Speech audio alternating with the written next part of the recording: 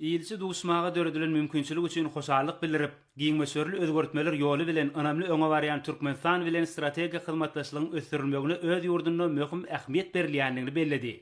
Hemde pursatdan peýdalanyp, Hytaý Halk Respublikasynyň başlygy Xi Jinping'in döwlet başlanmada hemde Türkmen halkynyň milli lideri Gahrman Arkadagymyza iýeren mähirli salamyny we iň gowy arzuwlaryny ýetirdi. Şeýlede diplomat Türkmenistanyň halkara giňişligine möhüm başlangyçlar bilen çykyş edýändigini we bu başlangyçlaryň dünýä jemgyýetçiliginiň giň gollawyna eýe bolýandygyny belledi. Hormatly prezidentimiz dostlukly ýurdun dowluk tiýarly wekilini mähirli mübarekläp, onu ýokary diplomatik wezipe bellenmegi bilen gutlady hemde ýylşy hökmüni alyp barjak işiniň dowamyny iki ýurdun arasyndaky hemme taraplaryň gatnaşyklary mundan beýlägem üstünlikli ösürmäge we berkitmäge ýardam etjekdigine ynam bildirdi. Döwlet başlanmaly başlyk Xi Jinping'e iň gowy arzuwlaryny beýan edip, Hytaý Halk Respublikasynyň Türkmenistan üçin iň möhüm strategik hyzmatdaşlaryň biridigini belledi.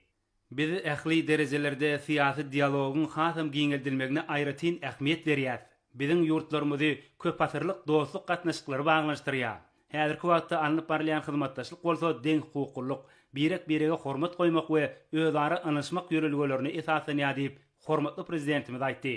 Hemde soňky ýyllarda Türkmenistan bilen Hytaýyň arasyndaky syýasy gepleşikleriň hil taýdan täze derejäge çykarylanmagyny kanagatlanma bilen belledi.